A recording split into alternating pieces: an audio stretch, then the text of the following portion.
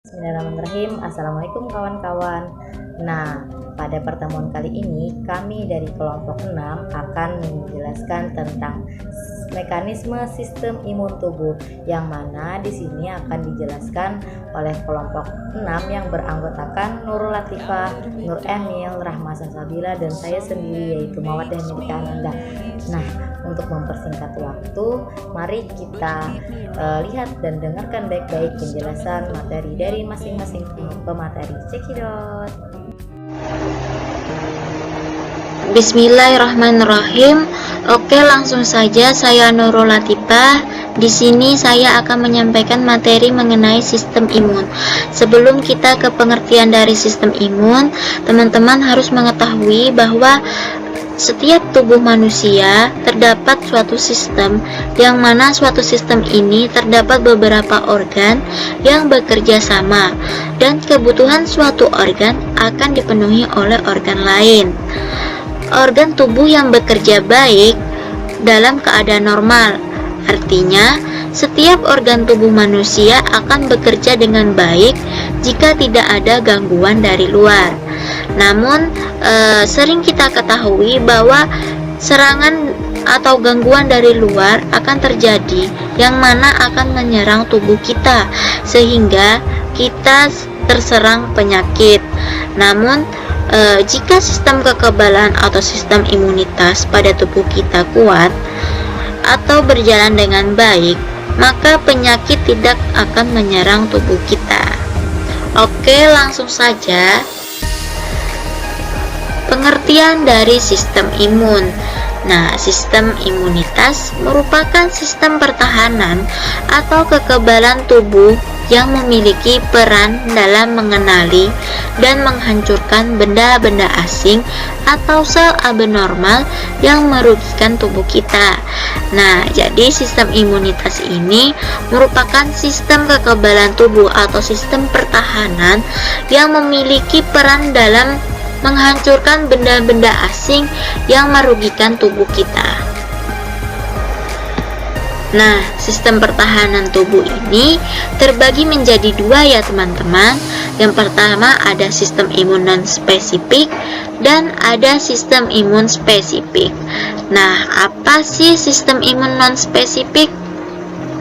Nah, jadi sistem imun non-spesifik ini merupakan sistem pertahanan tubuh terdepan dalam menghadapi serangan berbagai mikroorganisme.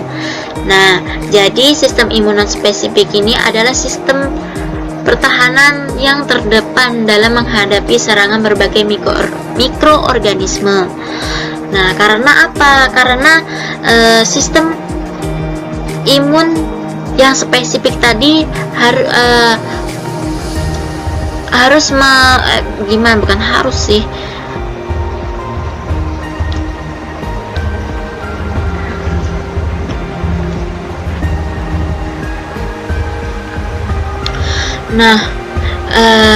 berbeda dengan sistem imun spesifik tadi. Kalau sistem imun spesifik ini memerlukan waktu dalam mengenali benda asing tadi. Namun dia spesifik mengetahui bahwa benda asing ini sangat merugikan bagi tubuh kita. Nah, sistem imun spesifik. Nah, sistem imun spesifik ini mempunyai kemampuan untuk mengenal benda yang dianggap asing bagi dirinya.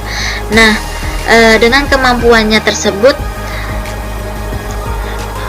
benda asing yang pertama timbul dalam tubuh akan segera dikenal oleh sistem imun spesifik ini, dan jika benda asing itu merugikan bagi tubuh kita, maka sistem imun spesifik ini akan segera menghancurkannya.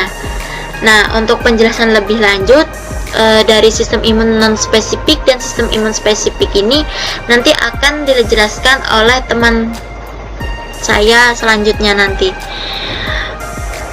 Oke, sekarang fungsi dari sistem imun. Nah, ada beberapa fungsi dari sistem imun. Yang pertama yaitu menangkal benda asing yang masuk ke dalam tubuh. Jadi sistem imun ini berperan dalam menangkal benda asing yang masuk ke dalam tubuh kita. Kemudian fungsi selanjutnya yaitu untuk keseimbangan fungsi tubuh, terutama menjaga keseimbangan komponen tubuh yang telah tua. Nah, jadi sistem imun ini juga menjaga keseimbangan komponen tubuh kita yang bukan tubuh kita, tubuh yang telah tua gitu. Kemudian sebagai pendeteksi adanya sel-sel abnormal, termutasi atau ganas serta menghancurkannya. Jadi sistem imun ini dapat mendeteksi bahwa serangan dari luar ini merupakan serangan yang termutasi atau ganas serta dapat menghancurkannya. Namun sistem imun ini tidak langsung merespon ya teman-teman. Dia harus mempunyai waktu untuk mengenali bahwa benda asing ini sangat merugikan bagi tubuh kita. Kemudian sistem imun ini melibatkan banyak sekali komponen untuk menjalankan fungsinya.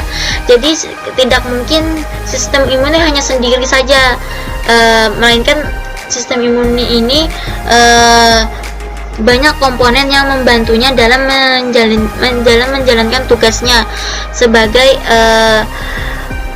menangkal benda asing tadi dan menghancurkan benda asing tadi yang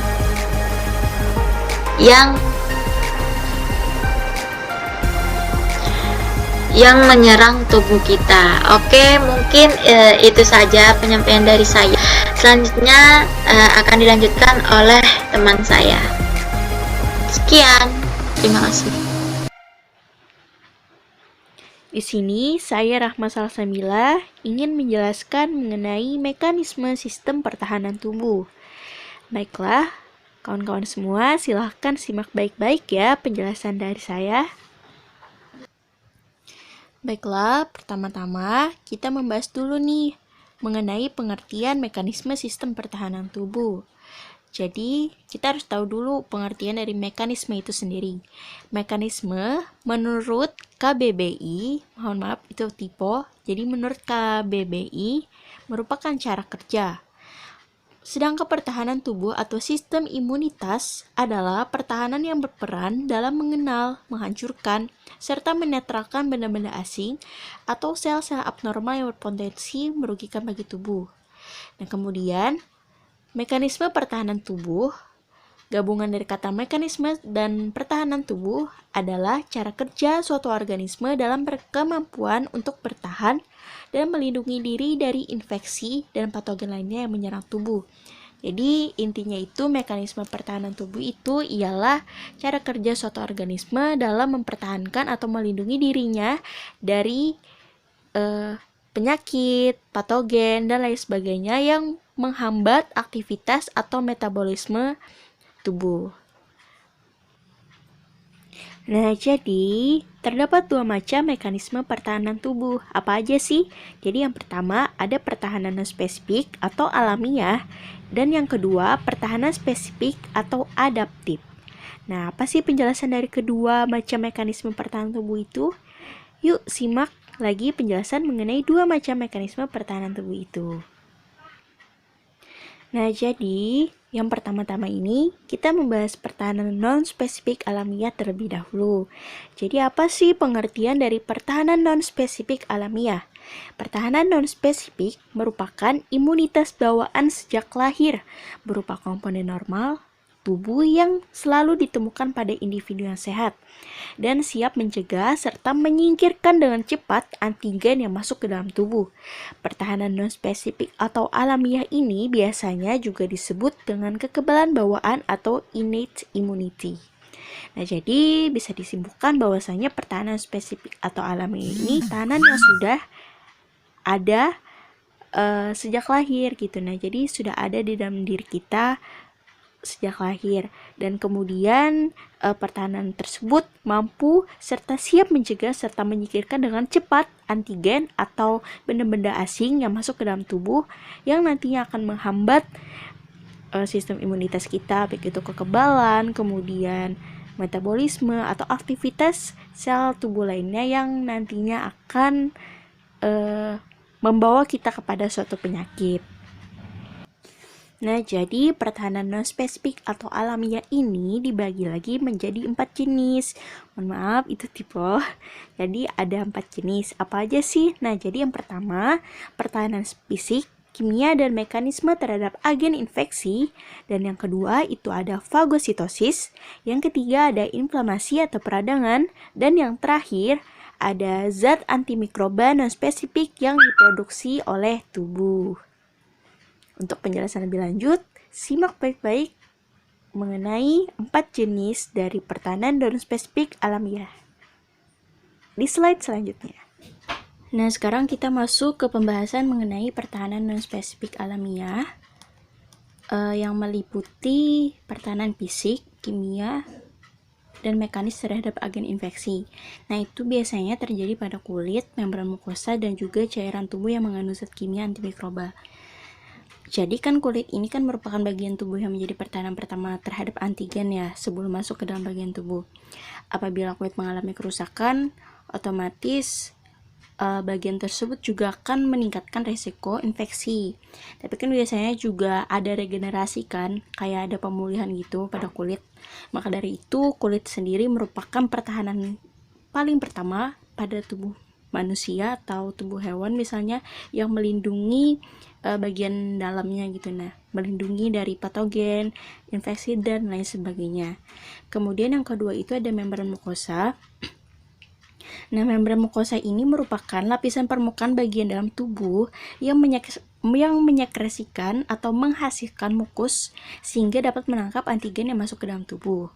Jadi membran mukosa ini juga berperan sebagai pembatas mekanis agar mikrobia tidak masuk ke dalam organ tertentu. Misalnya nih, pada saluran pernapasan kita kan biasanya ada saat bersin atau batuk itu kayak ada berupa lendir atau mukus dan lain sebagainya itu kan. Nah, itu merupakan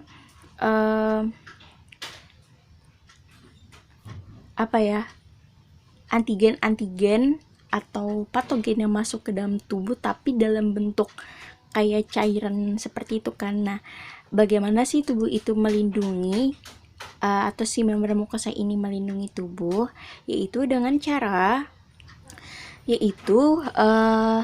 membran mukosa ini akan menangkap antigen atau patogen tadi dalam bentuk silia atau sel epitel, kemudian untuk dikeluarkan atau ditelan bersama mukus ke dalam saluran pencernaan. Seperti itu mekanismenya. Kemudian yang terakhir itu ada cairan tubuh yang mengandung zat kimia antimikroba. Nah, zat kimia pada cairan tubuh ini dalam tubuh bisa berupa kelenjar minyak. Nah, kemudian kandungan lisozim yang terkandung dalam saliva, air mata, dan air susu, dan lain sebagainya. Kemudian apa aja sih lagi cairan tubuh yang mengandung zat kimia yang bisa menghalau antimikroba, terus itu patogen dan lain sebagainya. Misalnya nih, di dalam lambung kita kan ada namanya asam lambung ya, atau yang dikenal dengan HCl. Nah, dari HCl itu nantinya makanan yang masuk itu akan misalnya ada berupa bakteri dan lain sebagainya akan dihalau duluan oleh si HCl ini gitu. Nah, untuk diproses lagi ke dalam saluran pencernaan berikutnya. Nah, di dalam usus sendiri juga kan terdapat enzim-enzim pencernaan yang memang dapat membunuh mikroorganisme yang memang merugikan. Nah, jadi itu tadi beberapa contoh bagian tubuh yang memang berfungsi untuk pertahanan non-spesifik untuk menghalau antigen. Nah, selanjutnya kita masuk ke dalam pembahasan fagositosis dari pertahanan spesifik alamiah. Jadi fagositosis sendiri merupakan aktivitas proses penelanan dan pencernaan mikroorganisme dan toksin yang berhasil masuk ke dalam tubuh. Jadi si fagositosis ini istilahnya misalnya ada nih toksin itu racun ya, racun, terus tuh antigen, patogen dan sebagainya yang merugikan tubuh masuk ke dalam tubuh. Jadi mekanismenya itu dia kayak berupa penelanan gitu, penelanan langsung, dan proses ini biasanya dilakukan oleh neutropil dan makrofag. Neutropil ini derivatnya dari monosit. Neutropil ini kan bagian dari sel darah putih ya, derivatnya gitu. Nah, dan juga makrofag. Nanti kalaunya udah ditelan, diproses di dalam bagian dari neutropil dan makrofag tadi, dari antigen yang diproses tadi nanti akan dihancurkan dan dibuang, begitu. Nah, selanjutnya kita memasuki pembahasan mengenai inflamasi. Inflamasi itu apa sih? Jadi inflamasi itu biasa disebut dengan peradangan, merupakan reaksi lokal jaringan terhadap infeksi atau cedera. Apabila inflamasi terjadi, tubuh akan melakukan perlindungan dan pertahanan dengan memberi tanda secara kimiawi, yaitu dengan cara sel terinfeksi mengeluarkan senyawa kimia histamin dan juga prostaglandin. Akibatnya, daerah terinfeksi menjadi berwarna kemerahan dan terasa lebih hangat. Tanda lokal lainnya, respon dari inflamasi ini bisa berupa panas, pembekakan, nyeri, atau kehilangan fungsi. Jadi misalnya nih, kita kejedok atau mengalami cedera ya pada bagian tubuh. Terus kan respon dari tubuh kan biasanya ada memar. Nah, respon dari tubuh itu ya proses dari reaksi lokal dari inflamasi tadi.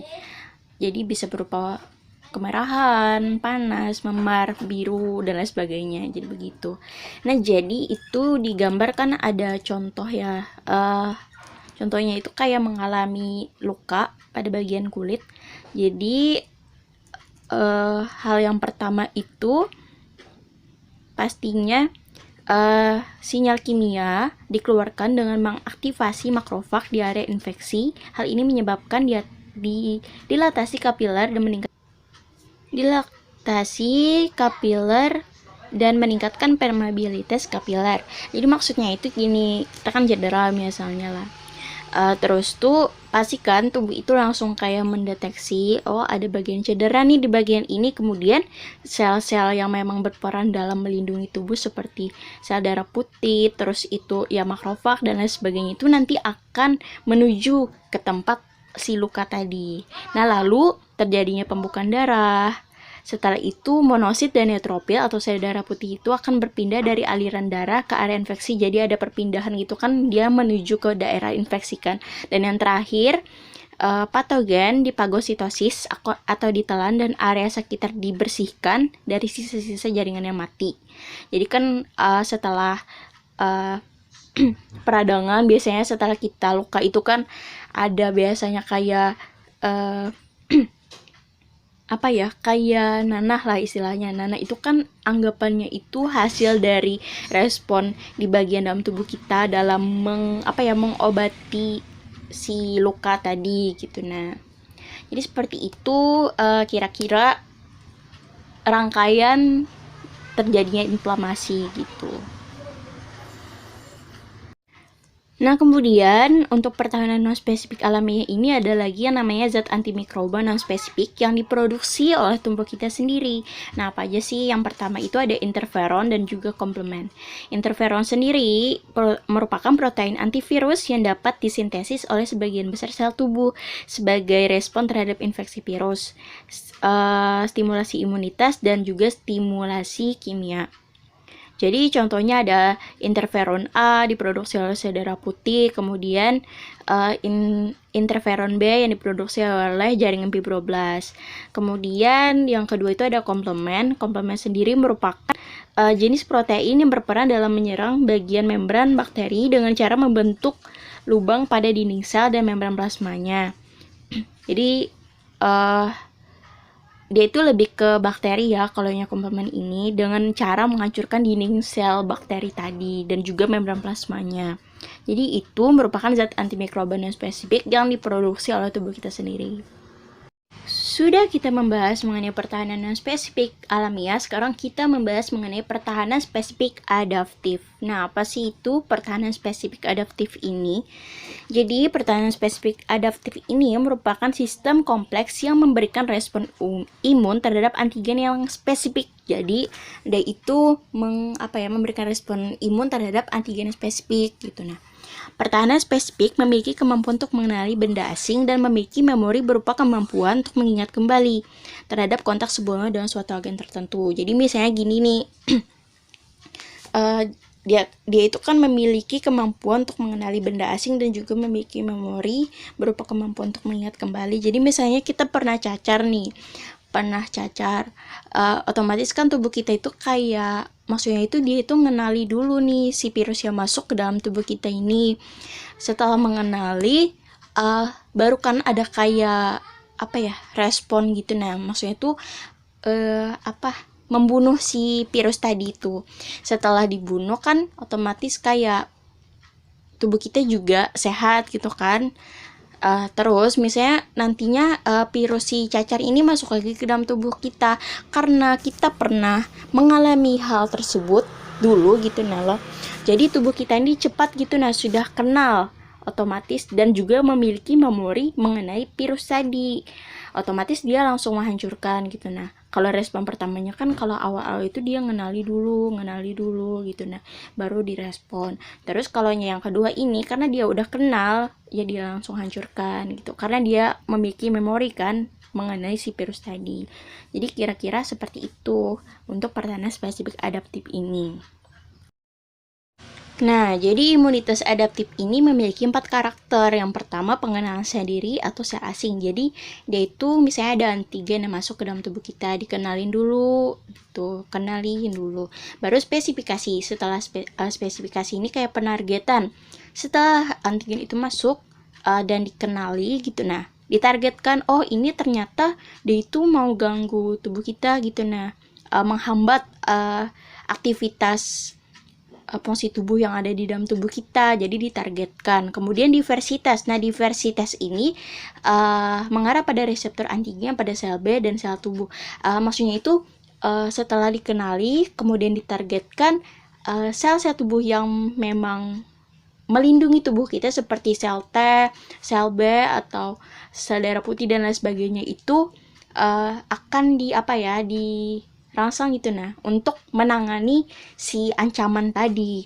Kemudian memori. Nah, apabila setelah ditangani, setelah dikenali, kemudian ditargetkan, lalu ditangani, jika terjadi lagi hal tersebut, maka ada memori tadi, dimana memori ini kan memiliki kemampuan mengingat hal yang dulu kan, kayak oh ternyata dia ini pernah masuk ke dalam tubuh kita dan mengganggu aktivitas fungsi sel tubuh. Otomatis kan karena sudah pernah nih, otomatis langsung dihancurkan seperti itu. Jadi Masya Allah banget ya imunitas adaptif yang ada di dalam tubuh kita itu. Mekanismenya pengenalan dulu, target, kemudian menangani, dan juga ada memori. Coba kalau tidak ada memori, otomatis kan tubuh kita kayak lama gitu nah untuk merespon si antigen tadi. Nah, untuk pertahanan spesifik adaptif ini dia itu memiliki 2 komponen penting, yaitu ada antigen dan juga antibodi. Antigen itu merupakan zat dengan molekul yang berukuran besar dan juga kompleks yang disusun oleh protein dan polisakarida. Maksudnya itu antigen ini merupakan zat yang merangsang respon imunitas, terutama dalam menghasilkan antibodi. Antigen ini istilahnya itu benda asing gitu. Nah, seperti bakteri, virus, sel kanker atau racun yang memang berpotensi dalam mengganggu aktivitas fungsi tubuh kita gitu. Kalaunya antibodi ini merupakan protein larut yang dihasilkan oleh sistem imunitas sebagai respon terhadap keberadaan suatu antigen dan akan bereaksi dengan antigen tersebut. Jadi kayak antibodi ini si peresponnya si antigen yang masuk tadi. Jadi peran si antibodi ini bisa mengaktifasi komplement, terus membantu fagositosis, mencegah patogen berikatan dengan sel tubuh kita dan juga menetralkan toksin. Jadi itu merupakan 2 komponen penting yang memang perlu diingat dalam pertahanan spesifik adaptif. Nah, sekarang kita masuk ke mekanisme pengikatan antibodi ke antigen dapat melalui beberapa cara. Yang pertama itu ada netralisasi, ada penggumpalan, terus itu pengendapan, lalu pengaktifan sistem komplement. Nah, kalau netralisasi ini, antibodi menonaktifkan antigen dengan cara memblok bagian tertentu antigen. Jadi si antibodi ini memblok langsung antigen yang masuk ke dalam tubuh. Antibodi juga menetralisasi virus dengan cara mengikat bagian tertentu virus pada sel inang. Dengan terjadinya netralisasi ini, maka efek merugikan dari antigen atau toksik dari patogen dapat terkurangi. Kemudian ada penggumpalan. Nah, kalian pasti pernah kan dengar aglutinasi atau penggumpalan ini. Jadi partikel-partikel antigen dapat dilakukan karena struktur antibodi yang memungkinkan untuk melakukan pengikatan lebih dari satu antigen. Molekul antibodi memiliki sedikitnya 2 tempat pengikatan antigen yang dapat bergabung dengan antigen. Istilahnya itu kayak mengikat si antigen yang masuk tadi. Gumpalan atau kumpulan bakteri akan memudahkan sel fagositosis untuk menangkap dan memakan bakteri secara cepat. Jadi penggumpalan ini biasanya dilakukan oleh sel fagositosis tadi yang telah kita bahas sebelumnya. Kemudian ada pengendapan. Nah, kalau pengendapan ini atau istilahnya itu presipitasi. Jadi pengendapan ini hampir sama dengan penggumpalan, tetapi pada pengendapan antigen yang dituju berupa antigen yang larut. Jadi kayak antigen yang memang larut aja gitu. Nah, pengikatan antigen tersebut membuatnya dapat diendapkan sehingga sel-sel makrofag mudah dalam menghancurkannya. Nah, sama juga kalau si pengendapan ini juga dilakukan oleh sel fagositosis tadi. Kemudian ada pengaktifan fiksasi komplement atau aktivasi sistem komplement. Itu antibodi akan bekerja sama dengan protein komplement. Telah kita jelaskan sebelumnya ya, komplement itu.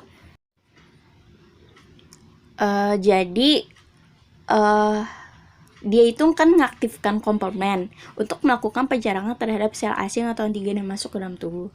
Pengaktifan protein komplement ini akan menyebabkan terjadinya luka pada membran sel asing dan dapat terjadinya lisis atau kayak pecah gitu. Nah, jadi istilahnya itu juga akan menghancurkan antigen yang masuk tadi. Nah, jadi itu beberapa cara pengikatan antibodi terhadap antigen yang masuk ke dalam tubuh kita. Gitu.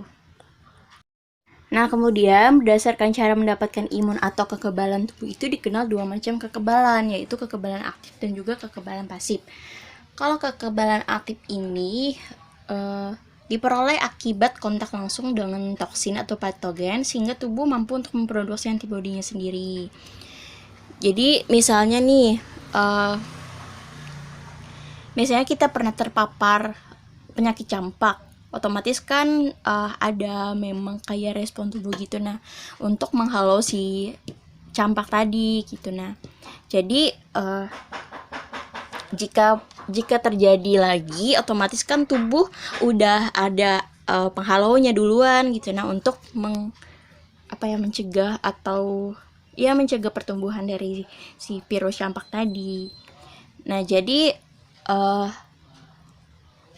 bisa juga kekebalan aktif ini. Kekebalan aktif ini dibagi menjadi 2 macam. Yang alami dan juga buatan.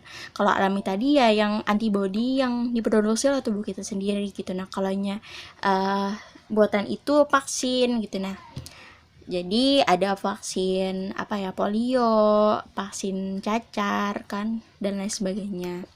Nah, kemudian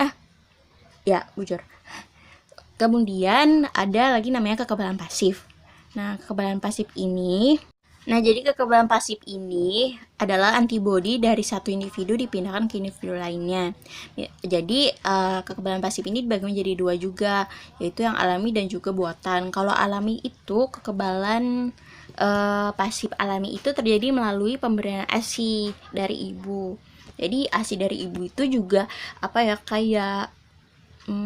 sistem pertahanan juga untuk tubuh kita gitu. Nah, terus tuh yang buatannya itu misalnya nih antibodi dari kuda yang kebal terhadap gigitan ular. Nah, jadi antibodi itu dapat diinjeksikan kepada manusia yang memang digigit oleh ular yang serupa. Jadi seperti itu. Nah, kemudian pertahanan spesifik adaptif ini dibagi menjadi 2 jenis, yaitu imunitas humoral dan juga imunitas seluler. Mohon maaf itu tertutup, itu ialah imunitas seluler ya. Nah, untuk pembahasan satu-satunya nanti akan dijelaskan di video berikutnya. Nah, sekarang kita memasuki pembahasan berikutnya mengenai imunitas humoral. Jadi imunitas humoral ini merupakan imunitas yang diperantarai oleh antibodi, di mana prosesnya melibatkan pembentukan antibodi oleh sel plasma turunan dari sel limfosit.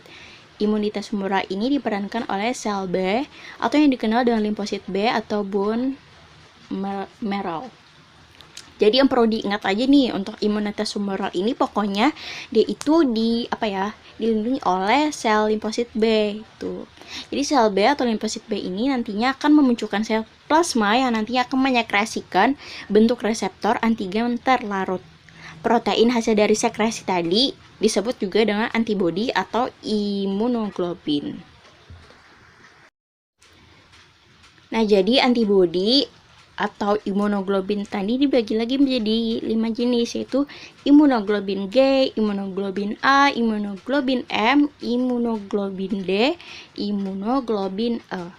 Kita bahas satu-satu dulu. Kalau imunoglobin A itu untuk melawan mikroorganisme yang masuk ke dalam tubuh, ditemukan di dalam zat sekresi seperti keringat, air ludah, air mata, dan ASI. Kemudian imunoglobin D itu untuk membantu memicu respon imunitas yang ditemukan pada permukaan sel biasanya. Kemudian imunoglobin E itu menyebabkan reaksi alergi. Jadi kayak misalnya kita tuh ada apa gitu, nah lo kayak termakan sesuatu atau kayak ada debu dan sebagainya, respon tubuh kita tuh akan alergi gitu kan gitu. Nah, lalu ada imunoglobin G sebagai pelindung terhadap mikroorganisme dan toksin, mengaktifasi komplement dan juga meningkatkan efektivitas sel fagositosis, ditemukan dalam cairan jaringan. Kemudian imunoglobin M untuk mengaktifasi komplement juga dan memperbanyak fagositosis, serta ditemukan biasanya di dalam pembuluh darah. Jadi itulah jenis antibodi atau imunoglobin.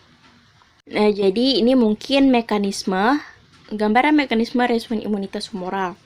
Jadi misalnya ada antigen yang masuk, antigen menginvasi tubuh kita nih. Kemudian antigen tadi akan dibawa ke limfosit B di dalam nodus limfa. Nah, sel T, kalian bisa lihat ada sel T kan? Sel T itu akan mengaktifasi atau mengaktifkan limfosit B. Kemudian limfosit B ini nantinya akan menyekresikan antibodi. Nah, antibodi tadi akan menyerang antigen yang masuk. Jadi kayak istilahnya si T helper tadi mengaktifkan si limfosit B, kemudian sel limfosit B nanti akan tersekresi dalam bentuk antibodi, bisa juga makrofag, bisa juga. Nah, kalaunya untuk yang killer T cell itu memang langsung ditangani oleh si T helper tadi gitu. Nah, jadi tanpa perantara si limfosit B. Kira-kira seperti itu mekanisme humoral dalam merespon antigen atau patogen, sel kanker, dan lain sebagainya yang mengganggu aktivitas tubuh kita. Sekarang kita beralih ke imunitas seluler. Imunitas seluler ini merupakan imunitas pada bagian mekanisme responnya juga diperantarai oleh sel. Imunitas seluler melibatkan pembentukan limfosit T. Kalaunya humoral tadi kan B, kalaunya seluler ini T. Jadi limfosit T ini akan aktif dan secara langsung akan menyerang antigen. Sel T sendiri merupakan sel darah putih limfosit yang memiliki kemampuan untuk mengenali serta membedakan jenis antigen atau patogen yang spesifik. Nah, jadi kita masuk ke bagian mekanisme respon imunitas seluler ya. Jadi itu gambarnya memang gabungan dari ada juga gitu mekanisme respon imunitas humoralnya. Jadi kalian lihat aja tuh yang di sebelah kiri. Jadi untuk mekanismenya itu sendiri sebenarnya di modul juga ada dijelaskan. Ada dua macam, yaitu ekstraseluler dan juga intraseluler. Kalau ekstraseluler ini antigen akan dicerna langsung oleh makrofag. Dan kemudian makrofag akan membentuk molekul MHC kelas 2 dan molekul tersebut akan bergerak menuju ke permukaan makrofag. MHC kelas 2 akan menangkap peptida antigen dan akan membawanya ke permukaan serta memperlihatkan keberadaannya ke sel T helper. Sel T helper akan mengaktifasi makrofag untuk menghancurkan mikroorganisme yang ditelan. Jadi ekstraseluler ini istilahnya terjadi di luar sel lah gitu. Nah, kemudian ada yang intraseluler. Intraseluler ini dia itu akan antibodi akan merespon si antigen yang masuk dengan cara membentuk MHC kelas 1. Tadi kan extracellular itu kelas 2. Ini kelas 1 dan akan bergerak menuju ke permukaan sel juga. MHC kelas 2 S1 akan menangkap peptida dari antigen yang akan membawanya menuju ke permukaan sel serta memperlihatkan keberadaan ke sel T. Sel T sitotoksik akan teraktivasi, kemudian akan menginfeksi antigen tadi. Kemudian sel T sitoksis CTL ini akan berdiferensiasi menjadi sel pembunuh aktif dan akan menghancurkan sel terinfeksi. Sel T atau sitotoksik ini tidak akan berdiferensi menjadi sel memori gitu. Nah, jadi kira-kira seperti itu mekanisme sistem pertahanan tubuh. Jadi perlu diingat tadi ada pertahanan spesifik dan juga pertahanan non spesifik.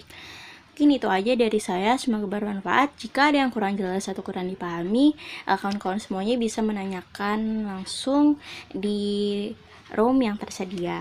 Terima kasih. Iya, Assalamualaikum warahmatullahi wabarakatuh. Nah, di sini saya Nur Emil ingin melanjutkan presentasi dari teman saya. Nah, di sini saya akan menyampaikan materi yaitu tentang faktor-faktor mempengaruhi sistem pertahanan tubuh atau sistem imun. Nah, jadi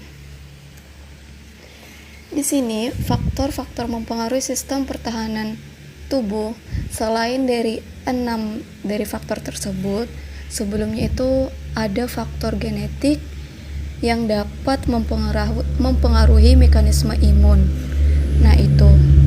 Adapun faktor genetik tersebut biasanya adanya penyakit autoimun dan bisa terjangkit karena adanya dari cacat genetik yang diturunkan dari satu generasi ke generasi berikutnya. Nah, itu. Sedangkan menurut Belanti atau Subowo di sini adalah bahwa selain faktor genetik, terdapat sejumlah faktor yang dapat mempengaruhi mekanisme imun seperti faktor metabolik, lingkungan, gizi, anatomi, fisiologi, umur, dan mikroba. Nah, itu. Nah, yang pertama di sini saya akan menjelaskan yaitu faktor metabolik.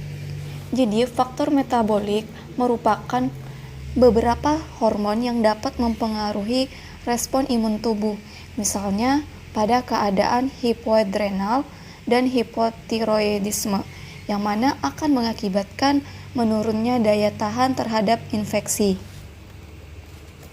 Pada orang-orang yang mendapat pengobatan dan dengan sediaan steroid yang sangat mudah mendapatkan infeksi bakteri maupun virus. Nah, itu. Jadi steroid ini akan menghambat fagositosis atau produksi antibodi serta menghambat prosesnya radang tersebut. Nah, selain itu, hormon kelamin yang termasuk ke dalam golongan hormon steroid seperti androgen, estrogen, dan progesteron itu biasanya sebagai faktor pengubah terhadap respon imun.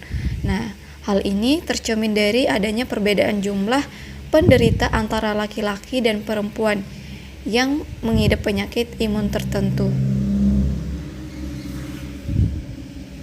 Nah, yang kedua itu ada faktor lingkungan. Jadi, faktor lingkungan ini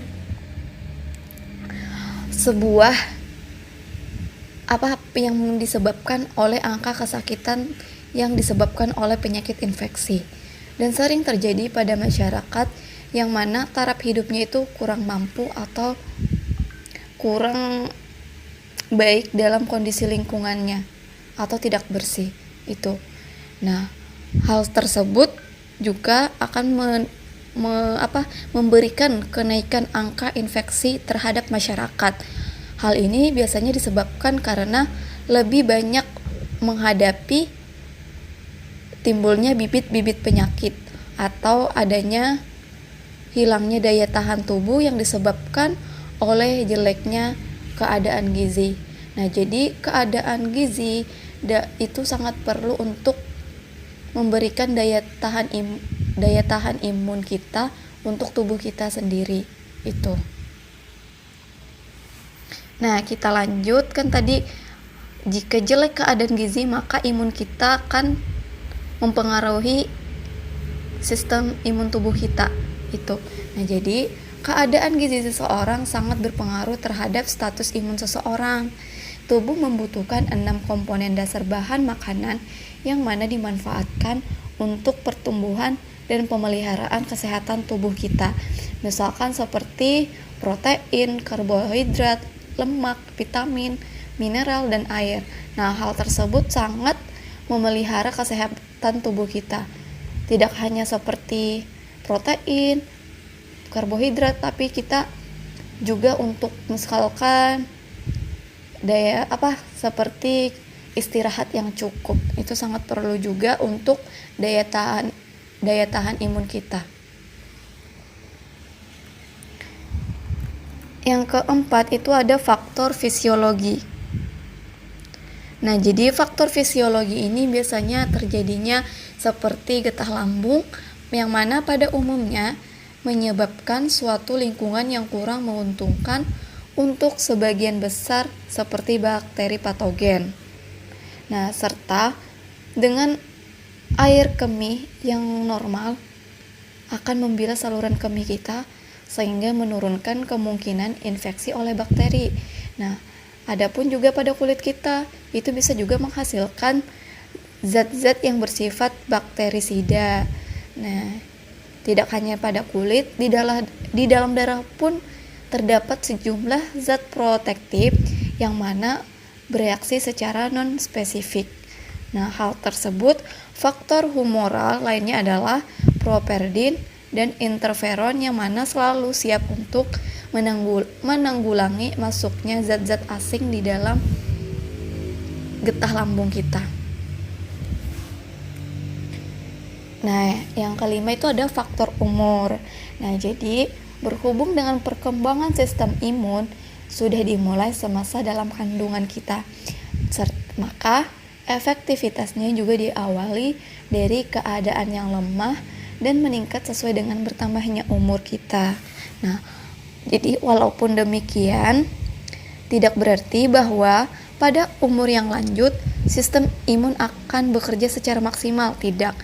Malah sebaliknya, fungsi sistem imun kita pada usia lanjut akan mulai menurun dibandingkan dengan orang yang lebih muda, walaupun tidak mengalami gangguan pada sistem imunnya. Jadi semakin kita bertambah usia, semakin dewasa, semakin imun kita itu akan mengurang, akan melemah. Tuh. Nah, hal tersebut disebabkan karena adanya pengaruh kemunduran biologik secara umum, bahwa berkaitan dengan menyusutnya kelenjar timus, keadaan tersebut akan mengakibatkan perubahan-perubahan respon imun seluler dan humoral. Nah, pada usia lanjut juga beresiko akan timbulnya berbagai kelainan yang mana akan melibatkan sistem imun yang akan bertambah. Misalkan, yaitu adanya resiko menderita penyakit autoimun atau penyakit keganasan yang mana sehingga akan mempermudah terjadinya infeksi oleh suatu penyakit. Nah, itu. Nah, yang terakhir ya faktor yang terakhir yaitu adalah faktor mikroba, yang mana dengan berkembangnya koloni mikroba yang tidak patogen pada permukaan tubuh, maka baik di luar maupun di dalam tubuh akan mempengaruhi sistem imun kita. Misalnya dibutuhkan untuk membantu produksi natural antibodi. Jadi flora normal yang tumbuh pada tubuh kita itu dapat membantu menghambat pertumbuhan kuman patogen. Nah, pengobatan dengan antibiotika itu tanpa prosedur yang benar itu juga dapat mematikan pertumbuhan flora normal. Nah, dan sebaliknya jika kita tidak ada melakukan pengobatan dengan antibiotika, itu dapat menyuburkan pertumbuhan bakteri patogen. Nah, itu. Mungkin hanya itu yang dapat saya sampaikan tentang faktor-faktor yang dapat mempengaruhi sistem imun. Kurang lebihnya mohon maaf jika masih ada yang ingin dipertanyakan atau yang belum dimengerti, silakan ditanyakan. Oke. Assalamualaikum warahmatullahi wabarakatuh. Bismillahirrahmanirrahim. Assalamualaikum warahmatullahi wabarakatuh.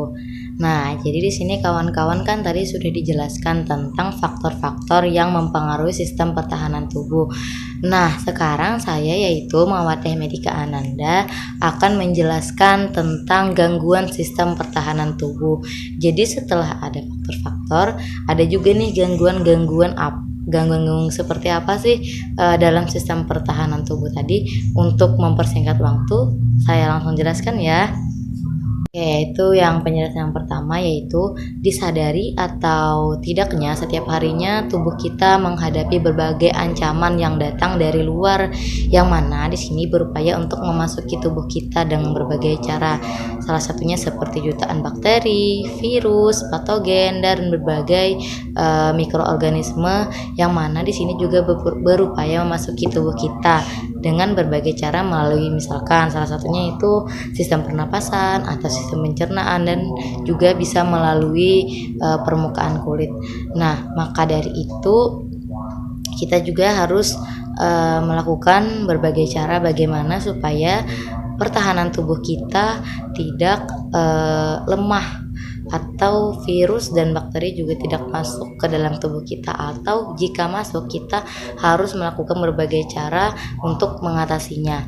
Nah, selain itu juga ada kan yang namanya sistem imun. Nah, namanya sistem imun ini kita harus menjaganya, yang mana itu banyak manfaat daripada sistem imun ini, yaitu salah satunya menjaga kesehatan tubuh kita. Dan juga sistem imun pun ada banyak masalah atau gangguan di dalamnya, yang mana juga di sini kita harus memahami faktor-faktor apa sih yang mempengaruhi imun itu terganggu.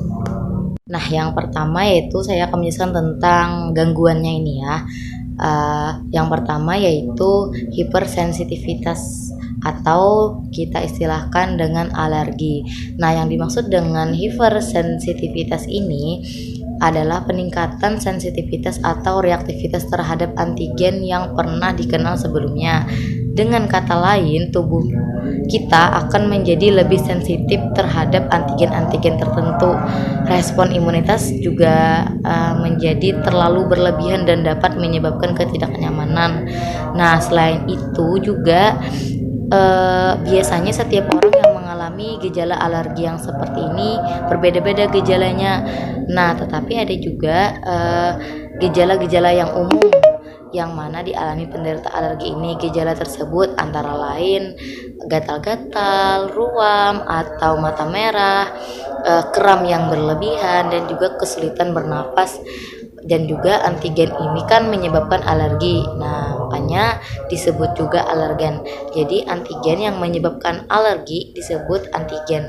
Nah, jadi ciri-cirinya tadi yang umumnya adalah gatal-gatal, kram yang terlalu lama, atau mata merah dan lain sebagainya, yang mana itu merupakan ciri-ciri dari penyakit hipersensitivitas atau alergi ini. Oke, selanjutnya gangguan yang berikutnya yaitu gangguan yang kedua dan yang ketiga, yaitu ada autoimun dan Addison disease. Yang pertama akan saya jelaskan tentang autoimun. Nah, jadi penyakit autoimun ini adalah kegagalan sistem imunitas untuk membedakan sel tubuh dengan sel asing, sehingga sistem imunitasnya menyerang sel tubuh sendiri. Jadi sel asing yang masuk tidak ia serang, namun sel imunitasnya diri sendiri yang dia serang. Nah, jadi rasanya kita harus berperang dengan diri sendiri, karena kan sel imunnya tadi menyerang sel imun dirinya sendiri, tidak menyerang sel-sel asing yang masuk. Nah, contohnya penyakit ini adalah seperti artritis reumatoid, penyakit Graves, anemia perniciosa, dan penyakit Addison, dan juga ada penyakit DM tipe I. Nah, jadi lumayan berbahaya juga penyakit autoimun ini, yang mana kita harus menjaga autoimun atau mencegahnya, karena autoimunnya kan di sini berperang dengan diri sendiri. Nah, yang kemudian selanjutnya itu Addison disease. Penyakit ini adalah antibodi yang menyerang kelenjar adrenalin. Nah, hal ini mengakibatkan tubuh kehilangan berat badan atau kadar gula darah menurun, mudah lelah, dan pigmentasi kulit meningkat. Yang selanjutnya itu ada 2 penyakit lagi nih, yaitu penyakit immunodefisiency dan HYRIGM syndrome.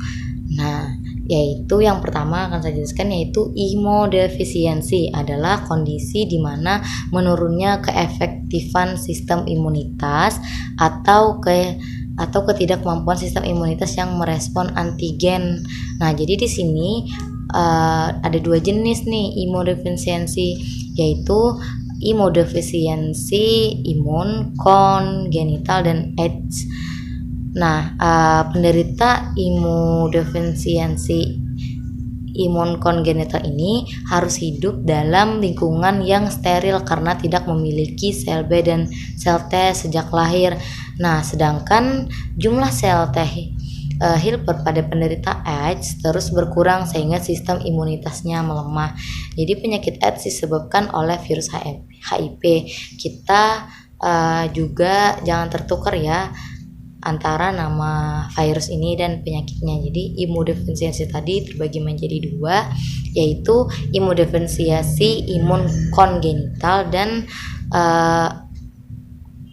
AIDS. Nah, yang mana tadi imun kongenital itu harus hidup dalam lingkungan yang steril karena tadi tidak memiliki sel B dan sel T. Sedangkan pada penderita AIDS tadi sel T-nya helper sehingga terus berkurang sehingga imunitasnya sendiri pun melemah.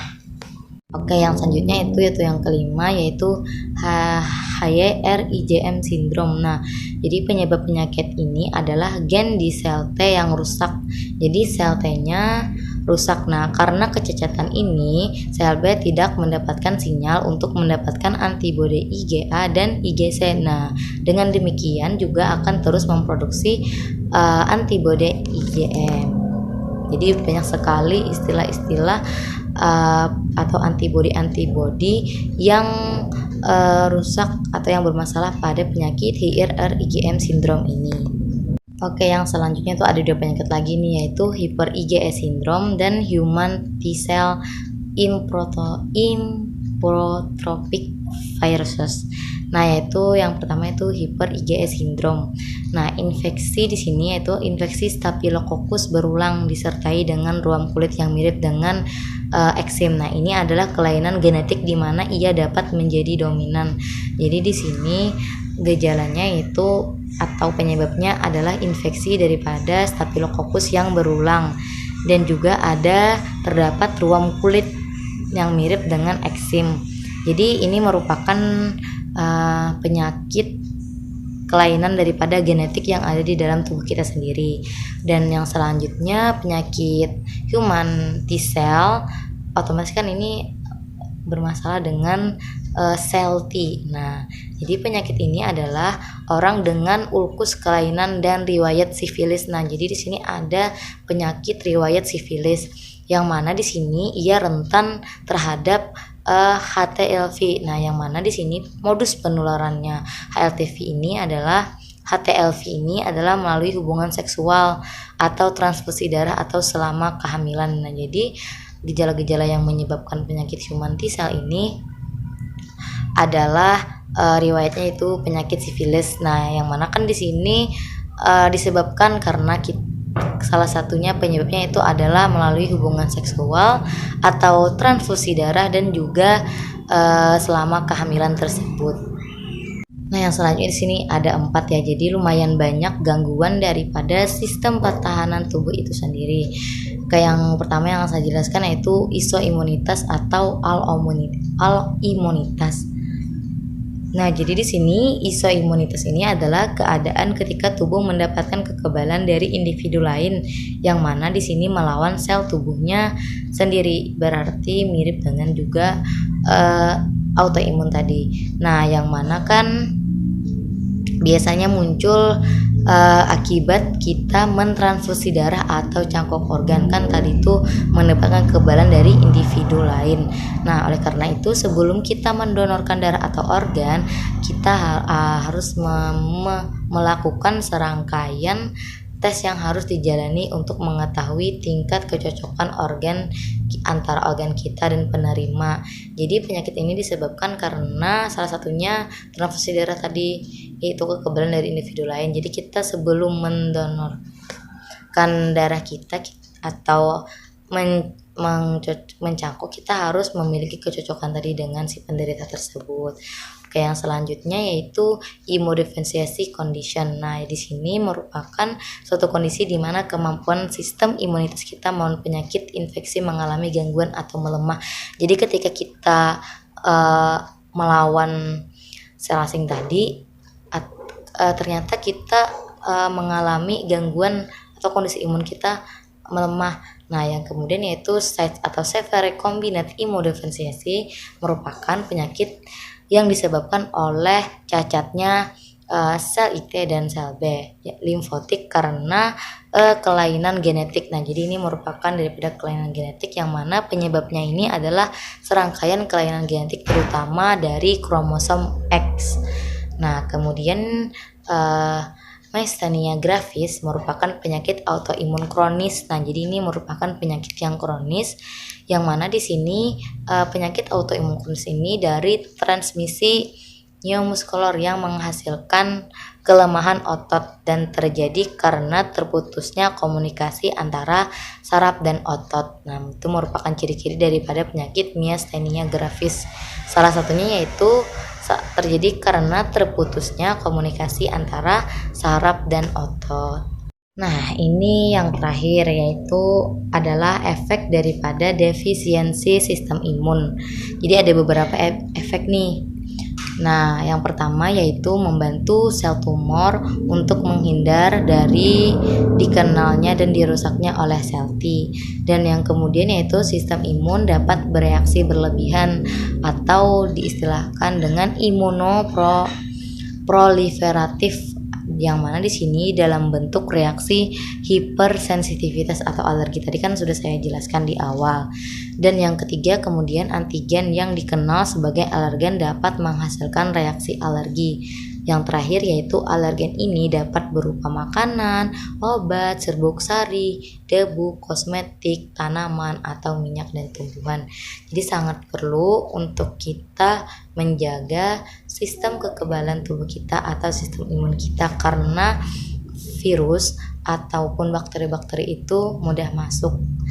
Yang mana di sini kita harus melakukan beberapa cara atau melakukan pengobatan untuk mengobati daripada gangguan sistem imun tersebut. Nah, mungkin itu saja yang dapat saya sampaikan. Apabila ada pertanyaan, silahkan tulis di kolom chat atau diskusi WA. Saya akhiri dengan mengucapkan wabillahi taufiq wal hidayah. Wassalamualaikum warahmatullahi wabarakatuh.